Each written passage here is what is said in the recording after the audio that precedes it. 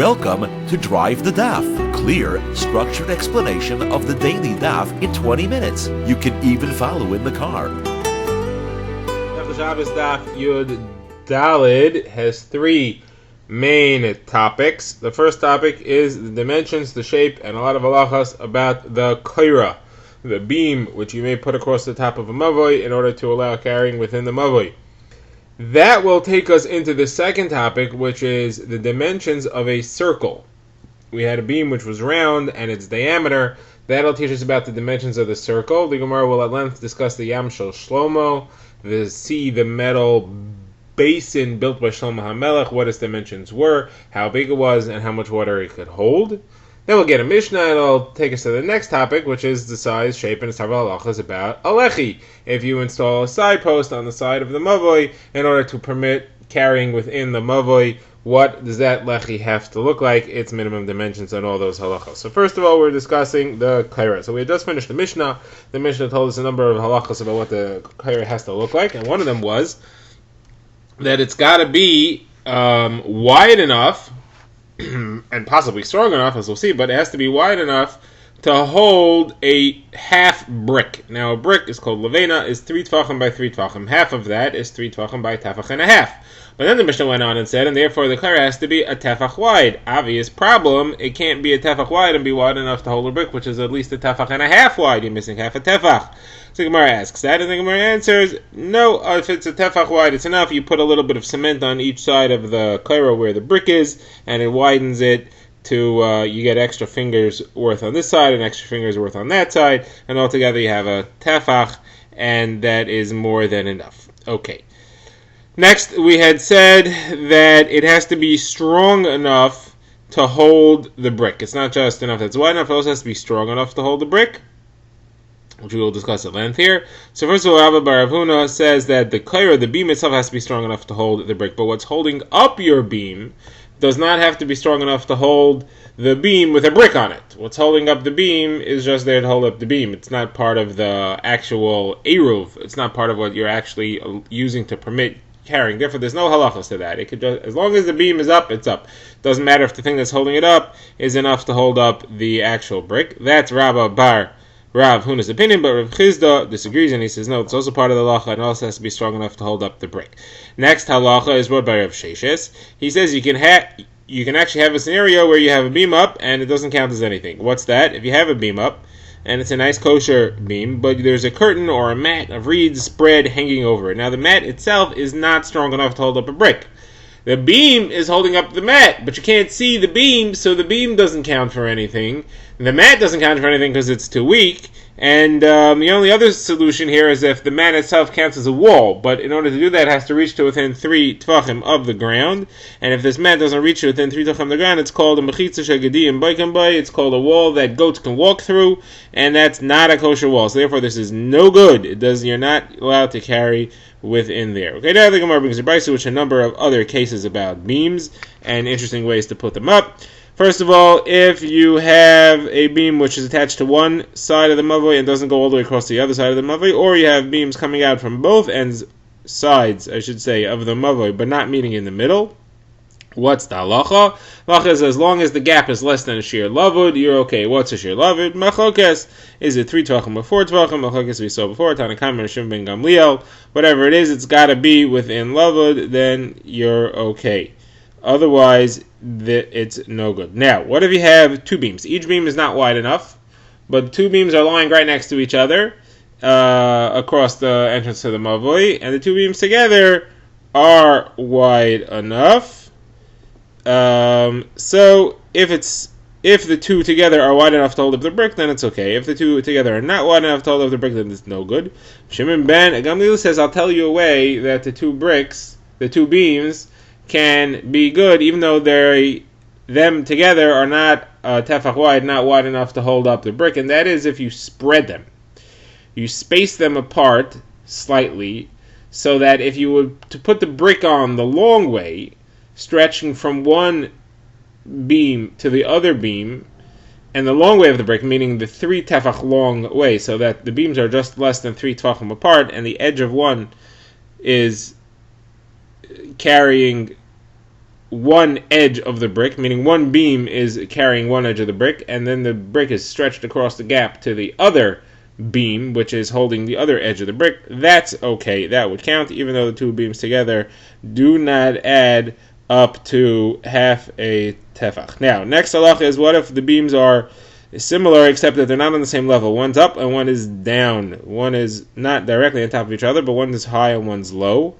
So the halacha over there is given by Rabbi Yossi, Rabbi Huda, who says you view them as if they're on the same level.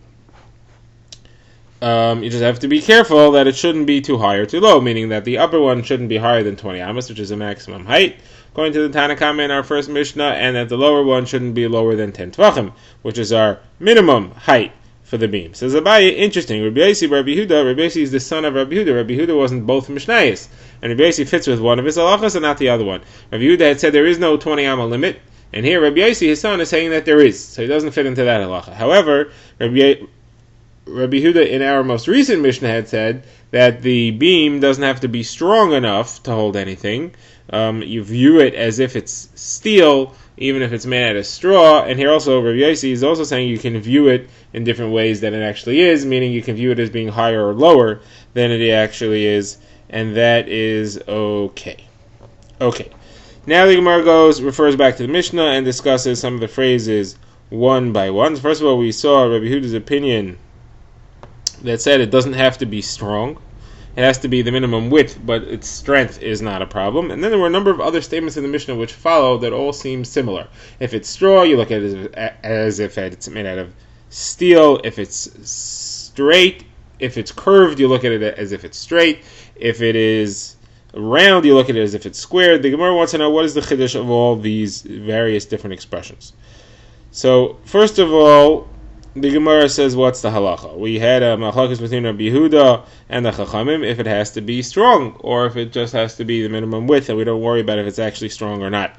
So the Gemara says that, how do we figure out the halacha? Rabbi Yehuda the Amayra was teaching Chia, the son of Rav, and Rav was there. We had a similar scenario earlier in the Masechta, and Rabbi Yehuda told him that the halacha is that it doesn't have to be strong, like Rabbi Yehuda, and Rav interrupted and said, no, that's not the halacha. Teach him the halacha that it does have to be strong. So the Gemara says, Rabbi Eloi says, does Rav really hold it? It has to be strong. We have a different statement of Rav. Sorry, it's Rabbi Eloi quoting Rav. The Gemara is asking, it's Rabbi Eloi quoting the statement of Rav, who says that as long as it's 4 tvachim wide, it doesn't have to be any strength. So the Gemara says that's different. When it's 4 tvachim wide, you're right, it doesn't have to be any minimum strength. If it's only a tefach wide, it does have to be minimum strength. Okay. Next phrase in the Mishnah was that if it's made out of straw, you view it as if it's made out of metal. The Gemara says, what's a chiddush? That's telling you the same thing, that it doesn't have to be strong. The Gemara says no, because you may think that you can ascribe as much strength to it as this material can hold. But to ascribe strength to it of a different material, I would think that you can't do. So if it's straw, no matter how strong your straw is, it's not going to be held enough to hold up a brick. I would maybe think that that's no good. But to view it as if it's metal, that's an extra chiddush, and that's what it's teaching me here. Okay, the next one is that if it has a curve or a bend in it, so the Gemara says, well, that's of course. What are you adding there? That's also included as if it's not strong enough. So the Gemara says, no, it's teaching us the following halacha, like a statement brought by Rabbi Zeir. Rabbi Zeir says, if you have a beam, and the beam has a bend in it, meaning the majority of the beam is straight, but there is a bump out in the middle of the beam. It's almost like there's a dent in the beam. So the halacha is that you view the bend, you view the bump out as if it's not there, as if it's missing. And if the gap is less than size for lavud, you could say lavud around it, then it's okay. And he describes a couple of scenarios. He says if the beam is on the edge of the mavoi and the bump out is sticking into Rishos Harabim, or it's sticking upwards higher than 20 amos, or it's sticking downwards lower than 10 tvachim, in all these scenarios, the bump out is sticking into a place where you can't have a lechi, where you can't have a kaira, you can't have a kaira, and therefore that part doesn't count. But as long as you have lavud without it, it's okay. So the Gemara says that's the chiddush of this statement here, that if it has a beam, if you have a beam with a curve in it, you view it as if it's straight. So the Gemara is not satisfied with this. The Gemara says that's also obvious. You're not adding me anything by telling me that. The Gemara says no, the chiddush is in the case where it's sticking out into Rosh Hashanah. I may think that people will come to carry as long as they're within the beam and they're actually in Rosh Hashanah because they're within the bump out. And it comes to teach me that we're not concerned for that, and therefore there's not a problem. Okay, the Gemara now moves on to the next phrase in the Mishnah, which was about a klera which is round. That's to say that the width, a cross-section of the klera is a circle, but it's long.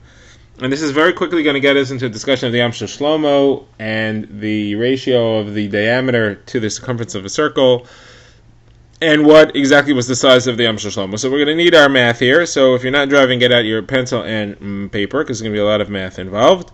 So first of all, let's define our terms. We know that the circumference of a circle is the measure all around the outside of the circle, same as the perimeter of a square. And the diameter of a circle is a line going directly across the circle through the center, similar to the width or side length of a square. Those are just defining the terms. So now let's see what the Gemara says. The Gemara first of all asks, why do you need to tell me this halacha that a beam which is circular, as long as it has the diameter of a tefach, is okay because you view it as if it's square? That's the same as everything we said up till now. So the Gemara says, no, the chiddush here is what we said right afterwards, is that any circle that has a circumference of 3 tefachim has a diameter of 1 tefach. The ratio of circumference to diameter is 3 to 1. Now, there's two problems with this. First of all, why do you need to tell me something which I already know? I can figure that out mathematically. And second of all, it's not exactly accurate. The ratio of a diameter to a circle, as expressed in the Rishonim themselves, is actually an irrational number, which is called pi. The closest rational number is 3 1/7. So the Gemara here, according to some Rishonim, the Gemara is understanding clearly that it's an irrational number. The Gemara wants to know what halachic number can we use. And the Gemara is telling us the chiddush in halacha. You can use the number 3. Whenever you need pi, you can use 3. That's an okay approximation al pi halacha. And that we have to prove. And now the Gemara says, where can you prove that? So the Gemara says, from the Psukim describing the Yam Shel Shlomo, Shama HaMelech built a large metal copper basin in the Beis HaMikdash. And it describes, the Psukim describe that its measurements were a circle with a diameter that's an inside diameter from wall to wall of 10 amos and a circumference of 30 amos. So you see the ratio of circumference to diameter is 30 to 10, and therefore the ratio is 3 to 1, just like we're saying here. The Gemara says, hold on a second. Diameter there is the inside diameter, circumference is the outside circumference. It's not exactly accurate. The width of the wall is in the way. If you're measuring from the outside circumference, you have to use the outside diameter from outside edge to outside edge, which is slightly more than 10 amos, and therefore your ratio is off. It's not 3 to 1, and you can't use the estimation of 3 like you're claiming. So the Gemara says, no, first of all, I'll tell you that the wall was actually thin as the petal of a flower, as described in a pasuk. The walls actually tapered as they rose, and near the top it was very thin. But there's still a little bit of thickness there. So the Gemara says, okay, I will tell you that when we said circumference, we didn't mean the outer circumference, we meant the inner circumference, and therefore it is exact. Good. End of that. Now the Gemara says some information about the dimensions of the Yam Shel Shlomo. The Gemara says a brisa of Rabbi Chia says that the Yam Shel Shlomo held 150 mikvahs of water. Now, a mikvah is 40 sa. How do you know that? Like the pasuk says, V'rachas is b'sari b'mayim. Mayim teaches me that you need mikvah water for a certain tefillah. You don't necessarily need mayim chayim. And kol basar means it has to be enough water for the entire body to fit in at once. And that is calculated as a rectangle, a cubular, a 3-dimensional rectangle with dimensions of 1 amma by 1 amma by 3 ammas, meaning 3 cubic ammas. How much is 3 cubic ammas? That is equal to the volume measurement of 40 sa. Now leave 40 sa aside, we'll get back to it. What we need now is 3 cubic ammas. 3 cubic ammas means that the Yam Shel Shlomo, if it had 150 mikvahs in it, had 3 times 150, which would be 450 cubic ammas. The Gemara says the problem is that your measurements, the ones that we have, are 500 cubic ammas, because we said that it was a circle with a diameter of 10. That means we view it as 10 by 10 is 100, and it was 5 ammas high. So it's 500 cubic ammas. It's too much. So the Gemara says that's if it would be square, it would be 10 by 10 and 5 cubic amos. But it wasn't square, it was circular. The 10 amos was its diameter. So it's kind of a circle inscribed in that square that you mentioned. Meaning, inscribed meaning set into that square with the edges of the circle touching the sides of the square.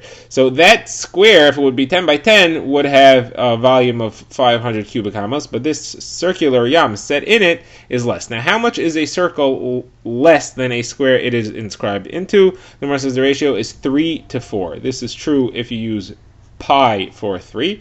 The calculation is simple. You can skip this part if you're not into math. The area of a circle is pi r squared. Pi times the square of the radius. The radius of a circle is equal to half the side of the square. That means that the area of that square would be 2 times the radius, which is one side, times 2 times the radius, which is another side. So it's 2 times the radius squared, which is equal to 4 times the radius squared. So you have the area of the circle is pi times the radius squared. The area of the circle is 4 times the radius squared. The difference between the two is 1 is multiplied by, you have the radius squared multiplied by pi. 1, you have the radius squared multiplied by 4. That being the case, the ratio is pi to 4. So if we're using pi as 3, as the Gemara is saying we can, then we can use the ratio 3 to 4. Therefore, now you should tune back in if you wanted to skip the math.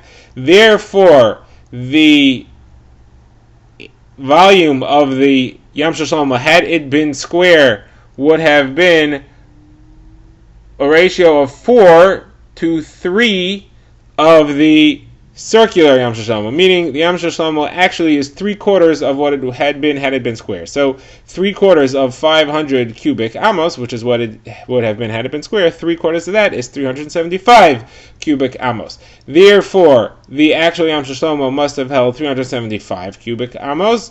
And how many mikvahs is that? Well, 3 cubic amos to a mikvah divided by 3, 125 cubic amos. Problem. That's less than what we said, which is 150 cubic amos.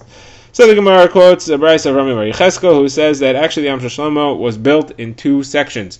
The bottom 3 amos were square. The top 2 amos were round. Now we have to calculate all over again. What is the volume of the bottom 2 amos? It's 10 amos by 10 amos by 2 amos. 3 amos. This is the bottom 3 amos was square. It's 10 amos by 10 amos by 3 amos, which is a total of 300 cubic amos. And then the circular top 2 amos is going to be, again, 3/4 of 10 by 10 is 3/4 of 100 is 75, and therefore the area of the surface would be 75 times the height of 2 would be 150. So you have 300 in the bottom section, 300 cubic amos in the bottom section, 150 cubic amos in the top round section, for a total of 450 cubic amos. At 3 cubic amos per mikvah, you divide 450 by 3, and you get 150 mikvahs. The Gemara says, beautiful cheshbon. Problem is, why do we have to go into all these duchukim to come up with a number 150? Who told you that you have to have the bottom 2 amos are square, the bottom 3 amos are square, the top 2 amos are round? Said who? I understand you can't make the top amos, you can't make the top section square because it already says that the circumference going around was a certain measure. So obviously it's circular at the top. But why do we have to do all this? Who told us any of this? So the Gemara says, we look in the Psukim, it's actually there in the Psukim itself. The Psukim described that the volume of the Yam Shel Shlomo was 2,000 bas. How much is a bas? A bas is 3 sa. How do you know that? Pasuk says that a tenth of a kur is a bas. A core is 30 sa. A tenth of 30 sa is 3 sa. So a bas is 3 sa. 2,000 bas, therefore, is 6,000 sa. 6,000 sa. We know what that is. How many mikvahs is 6,000 sa? 6,000 sa is 150 mikvahs. 6,000 divided by 40 is 150. So we know that it had to be 150 mikvahs. It's straight out in the pasuk itself. Good. Gemara is happy, except that there's another pasuk in Devrei Yamim that says that it actually wasn't 2,000 bas, which is 6,000 sa. It was actually 3,000 bas. So Gemara says a contradiction. One pasuk says it was 2,000 bas. One pasuk said it was 3,000 bas. Gemara answers, Abai says no contradiction. One is talking about a liquid measure when it's filled with water. That's 2,000. When it's filled with dry materials, it would be heaping. and therefore you can fit in more. You have a heaping amount, it heaps above the rim, and therefore you can fit up to 3,000 bas. Says Abaye, this teaches us a chiddush. Whenever you have a heaping measure, you can add another 50%. 50% of what it would hold liquid, you could add in dry measure, and this is very important for a halacha about the minimum size of an object to be makabel tuma, the maximum size, that is, of an object to be makabel tuma. It has to be small enough to be able to be moved empty and full, and there's a brisa that lists the sizes of a shida, teva, migdal, different types of containers, keveres, akash, keveres, hakanim, baskets made out of straw or reeds, Ubar Sfina Alexandrius, and a well which is built into an Alexandrian ship. All these things have a bottom and they hold 40 saw. They hold 40 saw, that's the minimum size, that's the maximum size of liquid, but it would be kurayim, beyavish would be 2 core yavish. Again, remember that 1 core is 30 saw, so 2 core is 60 saw. So you see something which holds 40 saw of liquid, holds 60 saw of dry, again, 50% more. Okay, next we get to our next Mishnah, which discusses the size and the positioning of a lechi. So that's the side post which we use to make it possible to carry within a mavoi, and the Mishnah tells us the following two halachas. A lechi has to be at least 10 tvachim high, and its width is a machlokes. According to Rabbanan, any width doesn't have any minimum size. According to Rabbi, it has to be at least 3 tvachim wide. So the Gemara, first of all, is medayik from the language. We said lechayayin. The Mishnah refers to lechis plural. Why are you talking about lechis plural? You must be holding like Rabbi Elazar, who holds you need to have 2 lechis, one on each side. The Gemara says, no, not necessarily. We're just referring to general lechis in the world. The Gemara says, well then, how come when you listed beams, you didn't say beams, you said a beam? You should have just talked about beams in the world also. Must be that when we said lechis, we're referring to those lechis, which Rabbi Elazar and the Chachamim argued about, whether you need 1 or 2. Those lechis, that's what we're talking about. But, not that we're just referring to lechis in the world. Okay, good. Now, the Chachamim's share was any minimum size. How much is the minimum size of a minimum size? Any size. So the Gemara says, Reb Chia said, in a brisa, any size. Really, and even as thin as a thread. You just have a thread there, that's enough to count as a lechi, even, as we'll see in halacha, even if you just paint the wall with plaster, a line of plaster, that counts as a lechi. Okay, now we have a brisa which tells me that if you put the lechi halfway along the length of the mavoi, it's not at the entrance to the mavoi, it's halfway through. So you're allowed to carry past, inside, further in than the lechi, but you can't carry from the lechi on outward. Where it says, obviously, that's pashut. What's the chiddush? Where it says the chiddush is, you may think you shouldn't carry in any part of the mavoi, because if you carry on the inside part past the lechi, you may end up carrying on the outside part of the lechi, but the chiddush is that you don't have to worry about that. Next, Rava says, if you put a lechi 3 tvachim away from the wall, or 3 tvachim above the ground, meaning it doesn't reach to within 3 tvachim of the ground, that is no good. Even according to Shimon Gamliel, who says that lavud is 4 tvachim, and therefore this is within a sheer lavud, still no good because the goats can walk under it, and therefore it doesn't count. It has to appear as some kind of wall in some extent, and it doesn't do that. Okay, next. What is the halacha in this machlokes between Rabbi Yosef and the Chachamim? Does it have to be 3 tvachim wide or any size? So the Gemara says, Rav Yosef said the name of Rabbi Yehuda, the name of Shmuel, the halacha is not like Rabbi Yosef. Not about this, and not about a totally unrelated subject. Are you allowed to make pickling juice on Shabbos? You're not allowed to pickle on Shabbos, you're allowed to make the juice on Shabbos. That's also machlokes Rabbi Yosef and the Chachamim, and over there also the halacha is against Rabbi Yosef. That's what Rabbi Yosef paskins.